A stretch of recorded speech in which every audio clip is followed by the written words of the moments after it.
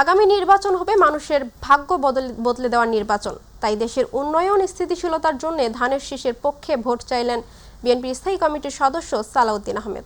সকালে কক্সবাজারের চকরিয়ায় বলুবিলছড়ি ইউনিয়নের জনসভায় যোগ দিয়ে এ আহ্বান জানান তিনি।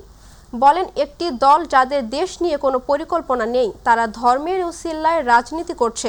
আগামীতে জনগণ দেশের মালিকানা ফেরত পাবে একথা জানিয়ে তিনি বলেন, দেশে যেন আর কোনো দিন ফ্যাসিবাদ ফিরে না আসে এমন সংবিধান প্রণয়ন করা হবে, এমন গণতান্ত্রিক ব্যবস্থা গড়ে তোলা হবে। ক্ষমতায় গেলে দরিদ্র পরিবারে ফ্যামিলি কার্ড, চিকিৎসা সেবা নিশ্চিন্তে স্বাস্থ্য কার্ড, কৃষকদের কৃষি কার্ড দেওয়ার প্রতিশ্রুতির কথাও জানান বিএনপির এই নেতা। ধর্ম রাজনীতির একটা অঙ্গ হতে পারে, তবে শুধুমাত্র ধর্মের বাহানায় কেউ কেউ জান্নাতের বরাদ্দ দিচ্ছে, সেই বাহানায় যেন আমরা বিভ্রান্ত না হই।